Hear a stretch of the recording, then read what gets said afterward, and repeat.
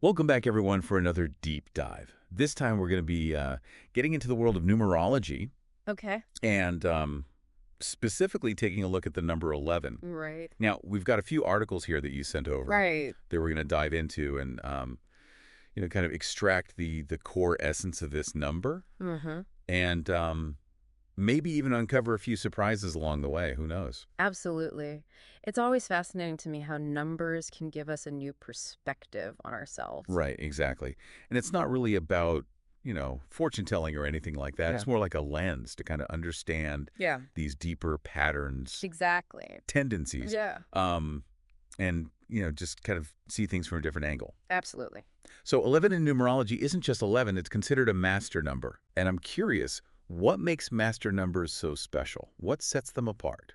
Well, if you think of like the regular numbers, like the 1, 2, 3, 4, like tuning forks, Okay.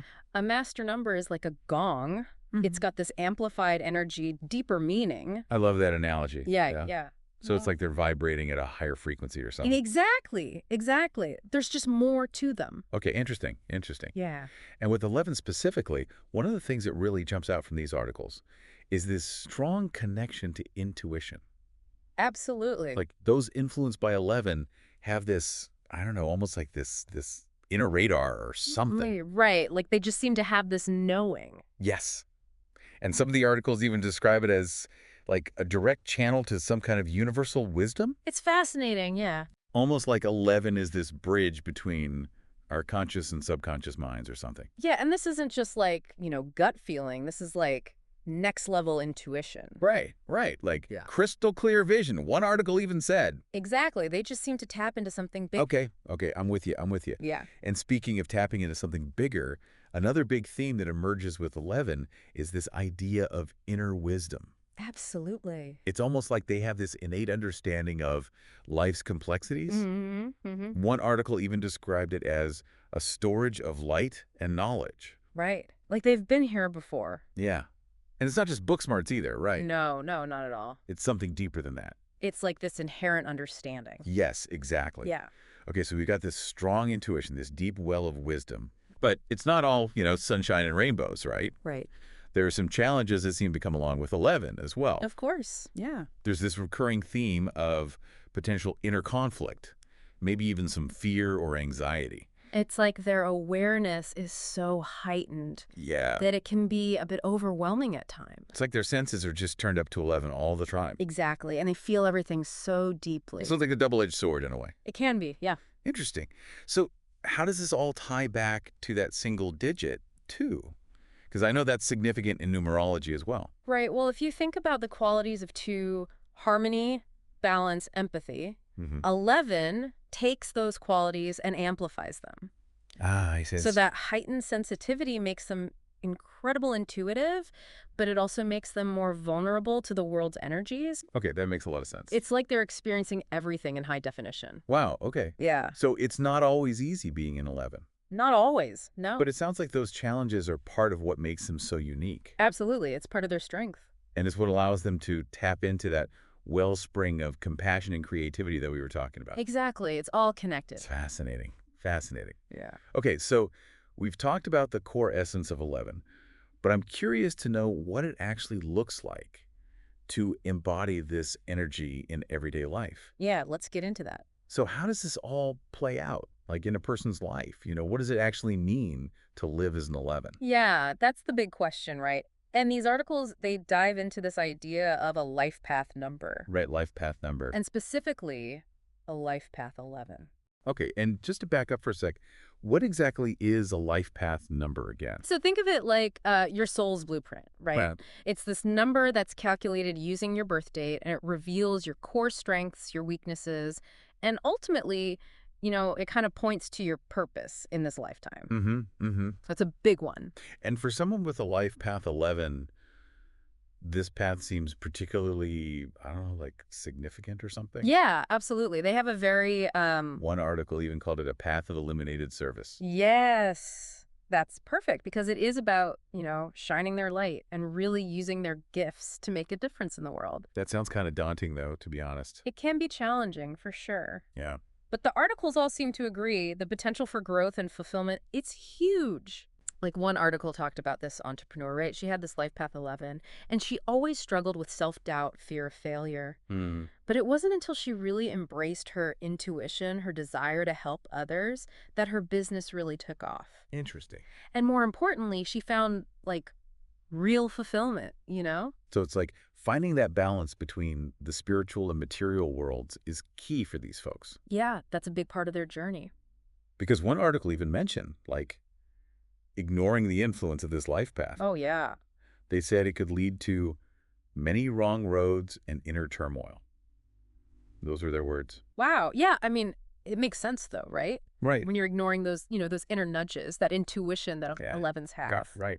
But on the flip side, those challenges, those wrong roads, they often lead to these like incredible spiritual awakenings. Okay. So there's a lesson in there somewhere. Always, always a lesson. So let's talk relationships, because we know 11s are all about deep connection, empathy, all that good stuff. Right. But how does that actually play out in their relationships? What are we seeing in these articles? Well, one thing is for sure, 11s crave deep, meaningful connection. Right. They're not messing around with the surface level stuff. No, no, no. They want it all. Right. They want those authentic, soul-level bonds. And they could sniff out a phony a mile away, I bet. Oh, absolutely.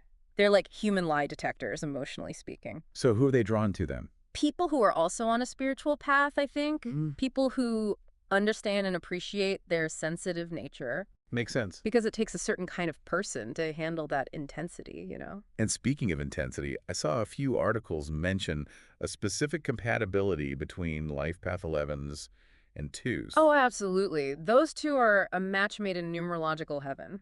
Which makes sense given what we know about both numbers. Exactly. They both value harmony, emotional depth. It's like they just get each other. Exactly. It's a very natural, easy connection. That's not just romantic relationships either, right? No, no. This applies to their friendships, family connections. Okay. Because 11s, they just have this way of making people feel seen and understood. It's like they radiate this energy of acceptance and belonging. Exactly. They create that safe space for people to just be themselves. That's beautiful. It is. It is. But with all this emphasis on empathy and connection, maintaining those healthy boundaries, that's got to be huge for 11s, right? Oh, absolutely. It's not just important, it's essential for their well-being. Yeah. Because they can get so caught up in other people's stuff that they lose themselves in the process. And then they burn out, right? Exactly. So self-care, setting those clear boundaries, non-negotiable. What are some ways they can do that? Any tips from the articles? Let's see. Well, grounding techniques were a big one. Grounding techniques. Okay. Spending time in nature, meditation, anything to kind of reconnect with themselves. Okay, so like taking a break from all that intense energy. Exactly. Recharging those batteries, Because it's not selfish to take care of yourself. No, not at all. It's crucial, especially for 11. I love that. Yeah, you got to fill your own cup first, right? Absolutely. And then you can really show up for others in a meaningful way. That's so true. Yeah, and 11s, they're natural givers. Mm-hmm. So it's important for them to remember that taking care of themselves, it's not selfish, it's actually a way to be of better service. That's a great way to put it. Yeah, I got to keep that energy flowing. Exactly. It's like they're walking this tightrope, totally, between their own sensitivity and then like the demands of the world around them. It's a balancing act for It's sure. shake time. So speaking of navigating the world, I'm curious about career paths for 11s. Yeah, me too. Because we know they have all these amazing gifts. Right. But how do those translate into, like, an actual job? Any insights from these articles? Well, there isn't like one right career path. No. It's more about finding something that aligns with their like core essence. Okay, so what kind of things are we talking about here? Well, a lot of the articles, they highlighted careers that allow 11s to use their intuition, Of course. their creativity, their desire to make a difference. So jobs where they can, like, help other people tap into their own potential. Exactly. Things like, becoming healers, teachers, Mm-hmm. artists, even negotiators, diplomats. Oh, interesting. Because those roles often involve diplomacy and, like, resolving conflict, right? Exactly. 11s have a knack for that. They can see all sides of a situation. And they can help people find common ground. It's like they brought this sense of harmony to the table, Totally. It's like they're here to remind us of our shared humanity, Yeah. even in the midst of disagreement. It's really quite beautiful when you think about it. It is. But I think it's important to remember that, numerology isn't about, like, dictating our fate or anything. Right, right. It's not like if you're an 11, you're destined to become a healer or whatever. Exactly. We still have free will. It's more like a roadmap than a set of directions, right? 100%. It's about understanding our strengths and our challenges and then making conscious choices based on that knowledge. Okay, I love that. I love that. Yeah, it's empowering, really. Totally. Yeah. So for anyone listening who's like, wow, this number 11, that's totally me, what would you say is the biggest takeaway for them? Embrace it. Embrace your intuition, your empathy, your ability to connect deeply with others. Yeah. Those are your superpowers. But, There's always a but. yeah. But remember those boundaries we talked about? Right. Self-care, all that good stuff. Exactly. Yeah. Because your sensitivity is a strength, but it needs to be nurtured and protected. So true. Yeah. And most importantly, don't just take our word for it, you know? Do your own research. Exactly. Explore this further. See how 11 shows up in your own numerology chart and how it plays out in your own unique experiences. That's such great advice.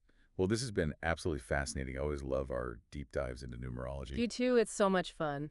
And for everyone listening, we hope this has sparked your curiosity to learn more about this incredible system. Absolutely. There's so much to discover. Until next time, keep exploring, keep learning, and keep diving deep.